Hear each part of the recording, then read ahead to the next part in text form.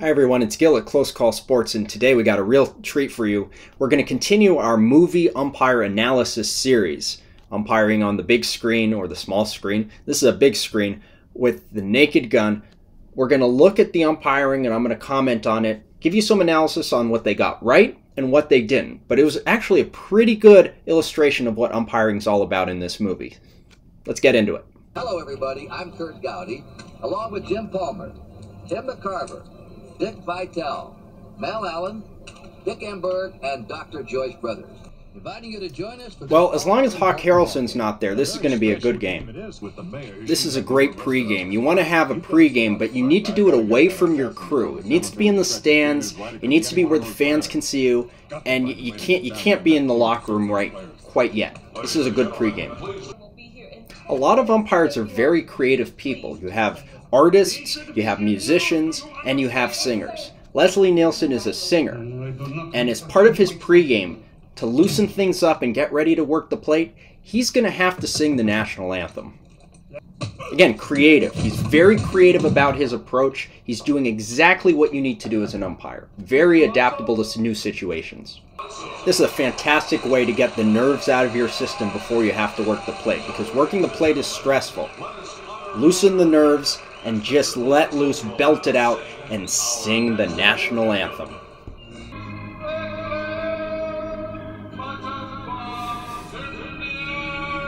That happened.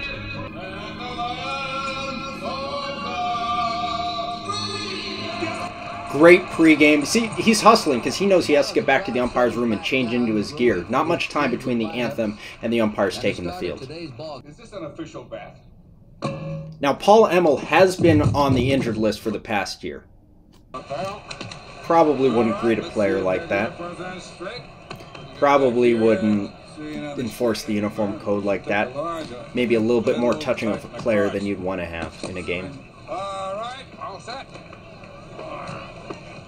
But that's Phil Cuzzy. Now, he might have been standing a little close to the batter, but I want to point something out. Now, if the bat is hitting the umpire in the mask right here, and the catcher is closer to the batter than the umpire, had the umpire not been hit, this is likely catcher's interference, and you could have a really serious injury. So this is actually on you catchers to back up a little bit. Now, I like this dynamic here.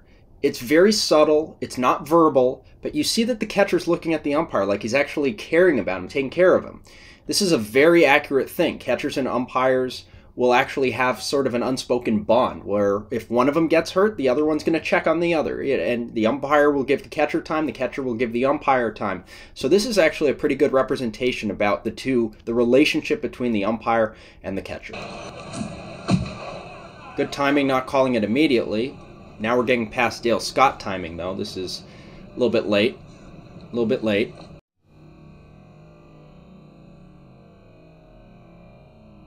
Look at the catcher. I mean, the relationship's great, but you don't want to look at the catcher for approval.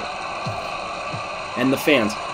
What I really like about this particular scene, this strike call, is the fans wait with bated breath, which doesn't always happen, but it shows you how important the home plate umpire is to the game of baseball. You're not going to get that with a robot. You need a human back there. I like the enthusiasm, but the mechanic for strike two might be a little bit excessive. Now look at Leslie right here. Look at his face. This is the game face you want. You want to have focus back there as an umpire. Now a lot of umpires might not actually express this level of positive feeling, but it's fun to be back behind home plate. Probably don't want to call a third strike before the ball actually gets to home plate, but your mileage may vary. Possibly an excessive mechanic for strike three, but the fans like it, and after all, the fans are the most important, right?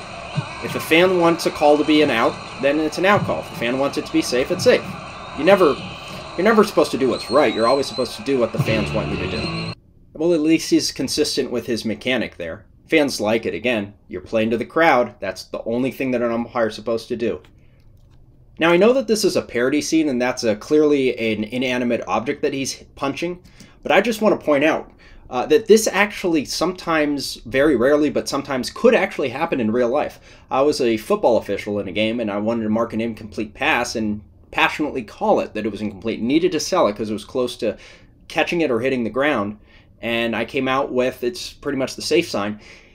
There was a player right next to me, and I didn't know it because they were sort of behind me, and I nearly took his head off. But this is a parody, it's exaggerated, but sometimes you're close enough in close quarters to the players where an exaggerated mechanic could actually end up touching a player or maybe even knocking them out. So you want to watch that. I don't know about touching the player during a live ball like that, but again, it's the home fans. Now, look right here on this play. Usually they say you want to be on the catcher's hip, and we have teachables to discuss the positioning for these plays at the plate, but look at Leslie Nielsen right here. Look at how fast he goes from calling him out, and of course you want to have the thumb out when you call a person out, because a fist, even though the mechanic book says that you should do a fist, it's really the thumb out you want to have. But look at this. Flawless technique to frisking the player to make sure he doesn't have weapons. That is fantastic technique by this home plate umpire. Frisk the player during the home run. You know, it's okay because they're distracted with the home run. Now you have one player around second base, two players around second base, three players around four. Again, this is your standard, well, yeah, if you know, play it out like you're stretching out, that's fine. Here we have a foreign substance issue. This is how you officiate this. Sandpaper, that's okay. Sandpaper is okay. It's natural. This is a little sort of an electronic sander. That's fine too. Now, there are certain substances that are not allowed. Vaseline's not one of them. That's a very good choice for this pitcher. So you let the pitcher go and let him know, keep up the good work, son. Dustbuster to home plate. It's more efficient than the plate brush. A corked bat. Now, if the cork comes out in one piece, it's good. Now, what Leslie Nielsen here is checking for in the bat is he's looking for any loose pieces of cork. Now, if the cork is loose, like Sosa had, and the bat exploded with cork all over the field, that's a problem, and that's an illegal bat because they've caused a delay to the game. You can't disrupt pace of play with all the loose pieces of cork. But if the cork is in one piece like it is here with that corkscrew, that's a legal bat. So very nice inspection by the home plate umpire here. Now the vacuum cleaner, I want to point something out about this vacuum cleaner, which is, by the way, far more efficient to clean home plate than the dustbuster or the plate brush, though you might get some dirt from around home plate rather than on home plate itself, so the dustbuster might actually be better than a vacuum. But I want to point something out. Look at the extension cord. At Dodger Stadium, there are actually hookups behind home plate. This is actually real. In the fence line between the fans and the field, mostly for the anthem singer and microphones, but you could theoretically plug something in there. The electrician could run something out there. So whoever designed the props, whoever did the placement of the electrical cord, fantastic job. This is exactly the way that the electrical cord would be oriented had a plate umpire actually used a plug-in vacuum cleaner at home plate at Dodger Stadium. Fantastic work. This is fantastic. Player celebrating home run. You notice you have 5 players there, so it's a 5-run home run. That's all on the up and up, and very efficient TSA work there. I always find it funny that it's 5 players on the home run there, but the visiting team clearly, according to the scoreboard, has not scored more than one run in any inning. It's okay though. It's all part of the game. Don't let him get that third out. Now, if your supervisor, Bud Selig, Ron Manfred, comes down and tells you don't let them get that third out, you do everything in your power to make sure they don't get that third out. It's your job as the umpire to make sure that they don't get an out. Although you can't go home early, so that doesn't make much sense. Yeah, pitch straight down the middle, fantastic, you ball it. Same thing, although the mechanic of is a little bit questionable, gets the job done, everyone knows what you're doing. Fly ball, you have to make sure the catcher doesn't catch it. He does that. Look at Leslie Nielsen improvise here. This is fantastic work by your plate umpire. Throw all the balls in the air, confuse the catcher. I don't know why he calls it a fair ball, because the only thing you can do by calling a fair ball is make a possible out. But if you call him safe, see, that's clearly obstruction. The catcher obstructed him. Umpires are already a little bit out of position on this rundown, so Leslie Nielsen's not going to make much of a difference. Now, you should actually take the ball and throw it into the stands, and that'll give the runner some extra bases.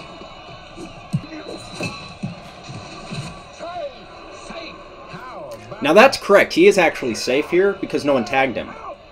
Now this is not correct umpiring. Leslie Nielsen got the call right. A crewmate should not come in after the fact and overturn your call. That's a rule in the book. If Leslie Nielsen called him safe, he's safe. You idiot, he is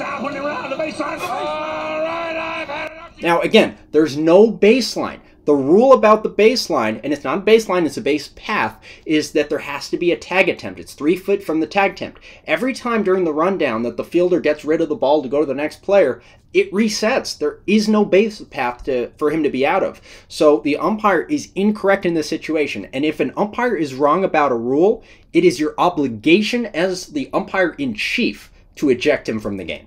You're out of here! What do you mean? You can't throw an umpire out of the game. All right, you're out of here! Now, right here, Leslie Nielsen has made all of America very happy because he just threw Joe West out of the game. And Joe West would agree with that. They call me a blue cowboy. Now, that's not properly done by the scoreboard crew, so you might as well eject whoever's operating the scoreboard.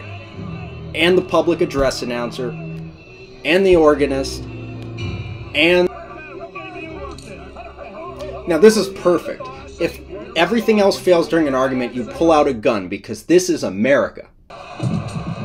It is every umpire's obligation to get involved in a bench-clearing brawl. Choking players, absolutely. You are obligated to punch players. You are obligated to do whatever you can to make sure that this game will not get under control ever again. Now, if you go to our sponsor, OutWestOfficials.com, they actually have a laser BB that you can fire from the cuff of your sleeve or of your arm there. So go to OutWestOfficials.com and get armed today. Umpire. He saved the Queen's life. That's not the umpire, Your Honor. Hey, it's Enrico Palazzo! Enrico Palazzo, famous umpire in the Hall of Fame, my Hall of Fame, should be your Hall of Fame too. It's every umpire's duty to get off the field, climb up, and run into the stands. This is fantastic umpiring because you're showing that, hey, I can do more than just my work on the field. I can run all the way from the field level to the top deck of Dodger Stadium in 5 seconds. How about you? Take a hostage. Fantastic idea. Again, OutWestOfficials.com for your cuff gun. This is very strategic umpiring. It's a very advanced mechanic to make sure that anyone who is arguing with you drops their argument. This is actually part of the long game if you think about it. Look at the players. He has broken up a bench-clearing brawl without actually being on the field. This is advanced, expert-level game management by a very dedicated umpire with tons of MLB experience. Everyone's happy. The players on the field, the fans. This is how you manage a game as an umpire. Wonderful. This is great. He actually enforced the sentence on O.J. Simpson that the court system couldn't. Well, there you have it. That is how a Major League Baseball game is supposed to be called. Visit our site at closecallsports.com to take your game to the next level so you can become the next big Hall of Fame umpire. Frank Celebrity Palazzo Drebin Enrico Nielsen something. Maybe. I don't know.